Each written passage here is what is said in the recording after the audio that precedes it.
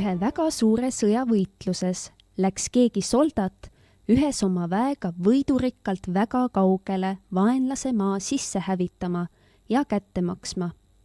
Ja kui kõik oli toimetud, pööras vägi jälle kõige sõjasaagiga koju poole tagasi.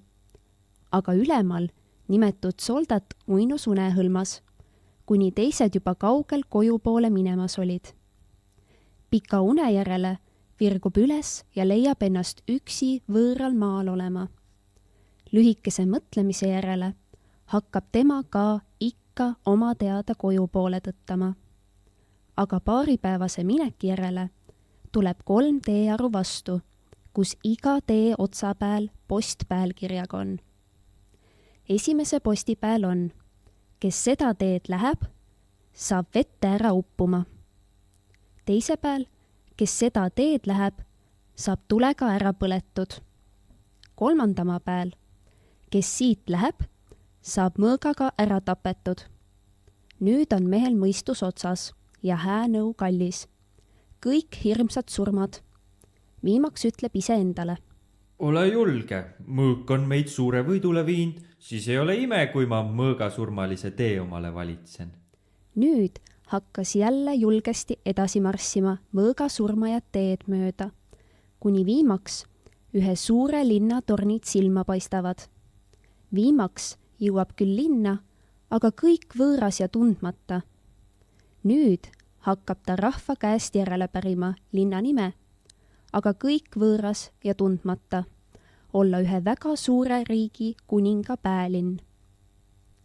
Kui ta linnas mõnda aega oli viibinud, hakkas temal raha lõppma ja sellepärast nõudis rahva käest, kust paremine teenistust võiks leida. Nüüd jutustakse temale, et kuningamajas tema kohaline teenistus on saada. Mes kuninglikult saab tasutud, kui aga ära jõuad täita. Nüüd tuleb tema kuninga käest selle teenistuse põhjust pärima ja kuningas seletab temale. Mu ainuke tütar on üles andnud kõige ilmale. Tulgu kuningapojad ja muidu vahvad mehed ja vahtigu üks öö minu käimine ära ja andku seletus, kust ma käin. See on mind omale võitnud. Aga kes seda ei tee, poolikult teeb, jätab oma pää meie kuninga linna valli pääle ridva otsa mõnele julgele narrikesele hirmutuseks, nagu sääl neid juba küllalt võid näha. Kuningas räägib edasi ja hoiatab teda seda katset tegemata jätta. Aga julge sõdamees palub ja pakub ennast tegevusele. Et soldat ennast ei lase eksitada, kutsub kuningas teda õhtal teenistusse. Nüüd läheb ta rõõmuga ära ja mõtleb ise. Hõissa, kõige hõlpsam teenistus ilmas, aga palk, riik ja kuningatütar. Vahipäel olek on minule muidugi tuttavam kui nende kuningapoeginarridele, kelle päed sinna kuivama on pandud. Õhta jõudis kätte ja soldat tuleb teenistusele. Nüüd näitab kuningas vahtimise koha ära. Kuningatütre magamise toa ukse ees vööruses seisa ja anna mulle hommikul aru mu tütre öösesest käimisest, sest sellel majal on seesama ukse ainukene. Nüüd hääd ööd ja õnne. Rõõmuga teeb soldat selle püssiga, mis kuningas temale andis, oma vahi ja sõjakunsti, kuni juba kõik vagaseks jääb ja tuled on kustunud. Nüüd vast tuleb kuningatütar esimest korda nähtavale ja silmitseb oma vahti pääst jalgeni ja ütleb. Oh, sul on siin külmas vööruses õige raske see pikk öö ära vahti. Ma annan teile käraka külmarohtu. Mes soldatile ikka kõige parem karastus on. Tänan teie lahke osavõtmise eest, kuningatütar, ja pealegi nii lahke ja ilus. Ja minust saab see riigivalitseja, see õnn ei tohi minust jääda. Ma vahin, kui tarvis ka võitlen, ma ei jäta, kas kakegu habe ehk alumine lõug. Nõnda rõõmustades ja mõteldes hakkas uni teda hirmsast vaivama ja ta mõtles iseeneses. Ma istun kord see ukse ette ja puhkan jalgu. Kui kuningatütar see roosilill ukse poolegi peaks astuma, tunnen teda eemalt juba haisust ära ja kargan üles. Sellega oli ta ennast raskesti petnud. Kui ta maha istus, jäi ta raskesti magama, nõnda, et tema ukse ette pikali kukkus nüüd vaatab kuningatütar üle ukse võidurõõmus ja ütleb iseeneses. Sa vilets ahnepäits, teised on paljalt mu unerohu haisust magama kui surnud jäänud ja sina mõtled koguni juua ja veel jalul seista. Selles mõttes võttis ja vedas teda jalgepidi ukse eest ära ja tuli vööruste. Soldat magas kui surnu hommiku keskhommikuni, kuni kuningas ise teda üles äratas, üteldes. Tõuse üles, mu vilets väimees, ja valmista ennast surmale, et su kõige narrima pää ruttu teiste kõrva ridva otsa saab. Hirmu ja ehmatusega sai ta aru, mis oli sündinud ja seisab kui tumm kuninga ees. Viimaks hakkab tema ehmatusest toibuma ja ütleb. Armuline kuningas, see ei ole teie nii suure riigi valitseja kohta mitte aus, kui teie üht soldatit ära tapate. Vaid palju suuremat au teeks see, kui teie mooga veel katset teeksite ja teie tütar ikka võitjaks jääks.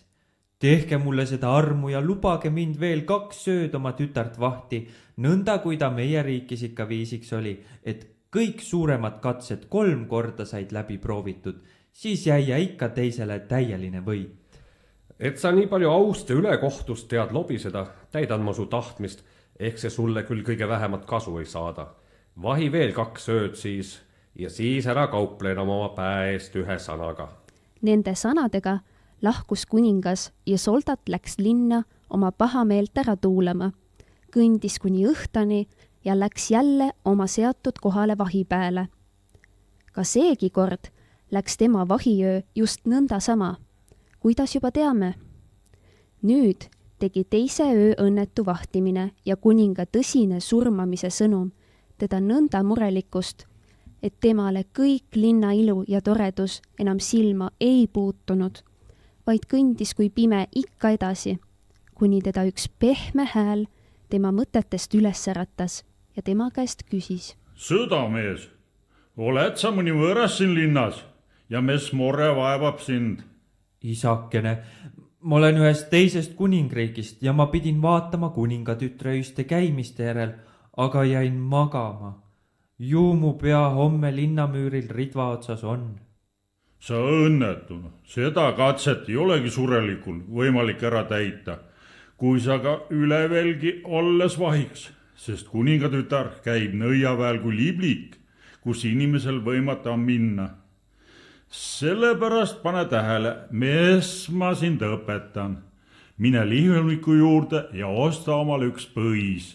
Ja kui õhta vahi peale lähed, siis sää põis omale nõnda korralikult mokkad ette, et kui kuningatütar sulle jällegi unurohtu annab, et sa ilma tema aru saamata seda põie sisse valad, siis võid sa näha, kuhu ta läheb. Soldat oleks veel hea meelega teda tänanud ehk veel midagi küsinud, ei olnud kedagi ja läks kohe lihuniku juurde antud nõu korda saatma. Ta proovis ja säädis nii kaua, kui ta juba kunstiga ise rahule oli. Õhta tuleb nõnda sama, kui ennegi kuningatütar, kui rahvas juba magavad ja annab soldatile jällegi karastust. Aga seekord valab soldat kunstlikult säätud põie sisse ja tänab nõnda sama kui ennegi. Nüüd, kui kuningatütar ära läheb, istub soldat ei mitte unesunnil, vaid kavaluse pärast maha, laseb siis hiljemine pikali ja teeb ennast norinal magajaks. Kuningatütar seda nähes tuleb rõõmuga, pöörab ta jalad eest ära, läheb vööruste ja tõstab põrmandul ühe salaluugi üles ja läheb treppi mööda alla. Soldat seda nähes tõuseb tasakesi üles, kuulab, kas kõik põrmandu all vagune. Mees ka nõnda oli. Läheb nimetud luugi juurde, tõstab teda samuti üles, võtab püssi kätte ja hakkab trepist alla minema. Tee oli edeotsa kitsas ja pime, aga viimaks läks tee laiaks ja terve ilm oli tema silma ees, kuid aga vaikne. Nüüd sammus ta kiirelt edasi, et kuningatütrele järele saaks, kuni teda üks kiunumine ja kräunumine sundis seisku jääda. Tema hüüab neid tugeva häälega vaiki olla ja ütelda, mis nende kära tähendada. Ruttu tuleb 3 tillukest mehikest tema juurde ja hakkavad kõik kiunuma ja rääkima, aga soldat ei saa midagi aru. Ta põrutab püssipäraga vastu maad ja ütleb. Kõik nüüd vait, keda ma küsin, see rääkigu. Nii, sina, kõnele, mis larmi teie siin õieti teete, aga teised suu kinni. Meie isa suri vanaduse pärast ära ja meie, 3 tema poega, oleme päranduse jagamisega tülis. Üks tahab omale ja teine omale, sellepärast ongi tüli. Ole sina sõdamees nõnda hea ja mõista kohut, kellele isa pärandus jääb. Mis asi on see isa pärandus? Paar saapid, kübar ja kepp. Võtke igaüks üks asi ja siis olge rahul. Nüüd hakkavad jällegi kõik kiunuma ja kräunuma, aga soldat põrutab jalga maha ja käsib vaikida ja küsib jälle sellesama käest. Mis te ei tee siis nõnda, kui ma käsin? Neid asju ei saa kuidagi lahutada, siis ei ole neil enam väge. Mis vägi neil siis õieti on? Saabastel on see vägi, kes need jalga paneb ja mõtleb, aga oleks ma sääl oleks, siis on silmapilk soovitud kohal. Kübaral jälle, kui ta pähe paned, võid kõige suurema rahva kogus olla, et sind keegi näeks. Kepp, kui seda lahti kruuvi, tuleb sealt 3 vägimeest välja, kes kõige suurema sõjaväe tuulekiirusel ära võidab. Väga hea, nüüd ma saan teie riidlemisest aru ja tahan teile kõige paremat kohut mõista. Ma lasen püssi lahti ja kes teie seast kõige enne püssikuuli mu kätte toob, sellele saavad kõik asjad. Kui selle otsusega rahul olete, siis säädige ennast jooksule valmis. Väga hästi mõistetud. Soldat tõmbab püssi vinna ja nemad jooksid tuulekiirusel kuuli tabama. Soldat kaeb nüüd asju, mis kõik üsna näotumad olid ja võtab saapad, ajab nad jalga, nõnda ka kübar pähe, võtab kepi kätte ja otse kogemata mõtleb. Oleks ma nüüd sääl oleks, kus kuningatütar on. Aga ime, sel samal silmapilgul leiab ta ennast suures uhkes saalis, kus kuningatütar ühe alt ilma kuningapojaga laua juures istuvad ja kallist viina kordamisi joovad ja juttu vestavad. Jälle täidab alt ilma kuningapoeg klaasid täis ja lükkab teise kuningatütre ette joomiseks. Aga soldat tõmbab klaasi, mis kuningatütar pidi jooma, tühjendab silmapilgul ära ja paneb tühja klaasi kuningatütrele ette. Sedaviisi teeb ta 3 korda.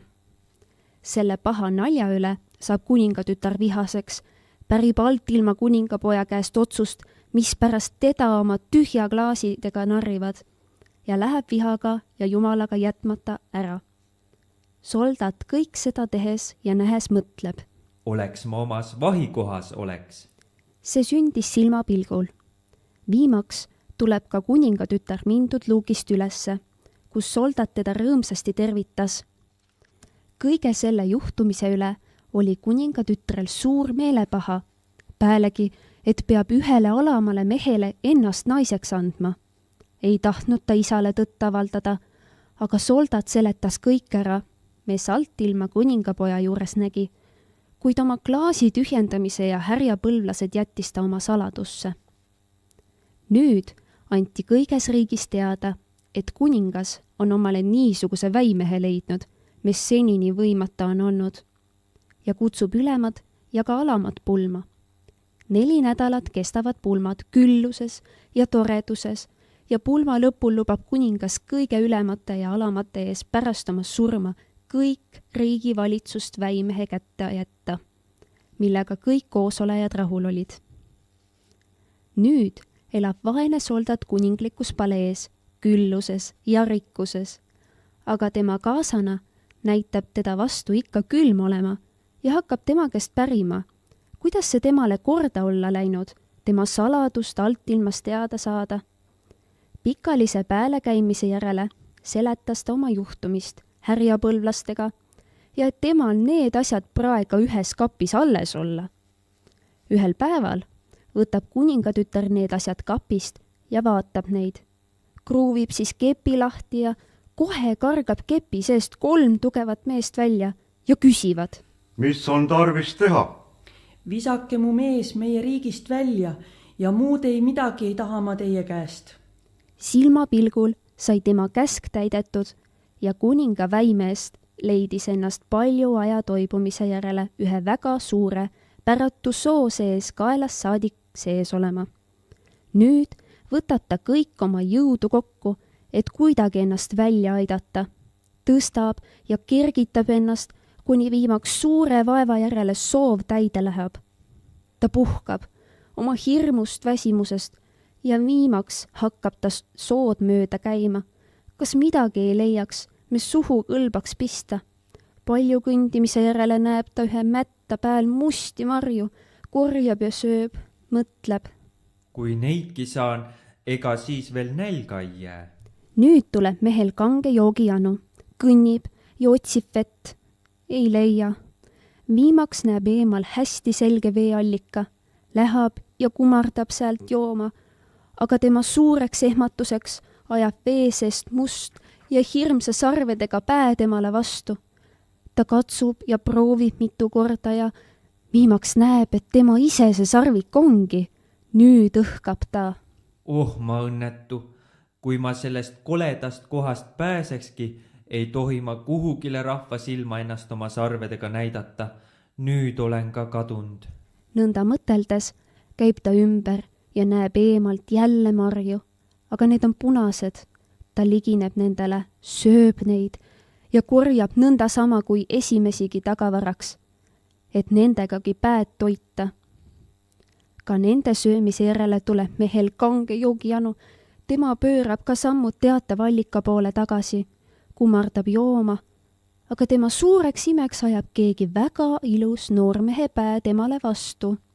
Ta proovib pilti ja saab aru, et marjad teda mõlemale järjele on teinud.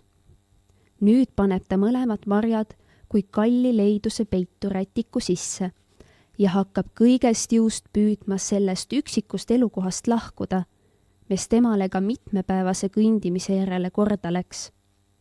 Ühte väikesse külasse jõudes pärib ta koha ja riigi ja päälinna nime, mida ta nime järele tundis, kuid esimene tundmata. Et sa noor, terve, ilus noormees oled, võid ehk kiirel käigul 10 päevaga päälinna saada. Meie külast pole keegi seal veel käinud. Selle teaduse pääle kinnitab nõnda nimetatud noormees sammud päälinna poole ja 10. päeval saabki senna ja läheb öömajale ennast väsimusest välja puhkama. Teisel hommikul tõuseb ta üles, võtab omad soost leitud mustad marjad ja tuleb kuningatütre akna alla neid müüa pakkuma. Kui kuningatütar seda üliilusat noort meest nägi, ostis marjad väga kalli hinna eest ära ja ütleb: Noormees, tule ikka mulle marju müüma. Ma võin sulle ikka kõige kallimat hinda maksta. Nüüd hakkas kuningatütar marju sööma. Ta sõi nad viimseni ära, sest nad maitsesid temale väga. Kui ta parajasti marjasöömis oli lõpetanud, astub keegi teenija tuppa. Aga kui välk kargab ta toast välja, paneb enese takka ukse lukku ja kisendab: Appi, üks hirmus sarviline on meie kuningatütre ära söönud ja istub tema asemel tooli pääl laua ääres. Seda kisa kuuldes tulid kõik kuningamaja ülemad ja alamad kokku, ka kuningas ise, ja leidsid tõsi olevat. Nüüd oli suur segadus majas. Kuningatütrel tõusis imeks panemini ja ühtlasi ka viha ja küsib: Mis õigusega tohite mu rahu tulla rikkuma? Oled sa mu tütar? Vaata peeglisse, missugused hirmsad sarved sul pääs on. Nüüd pöörab ta ennast peegli poole. Oh, ehmatust! Ta kisendab ja nutab, võtab sarvist kinni neid maha murda, ei saa, ühtlasi ka valu.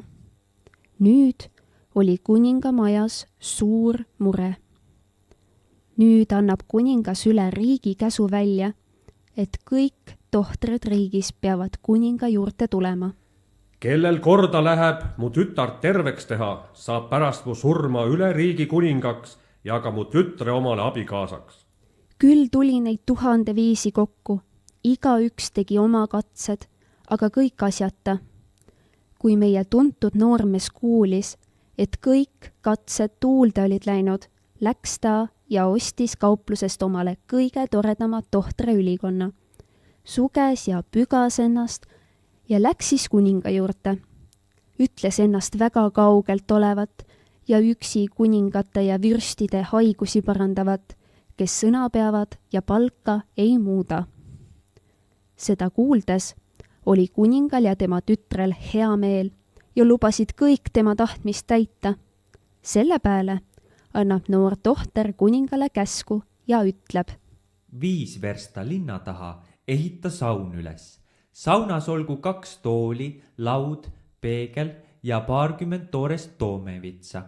Kui ma sinna rohitsema lähen, annad mulle 50 moosekanti sinna, ka tõld, kus 4 hobust ees ja kutsarpukis, et mul tarvilisel korral käepärast saata on.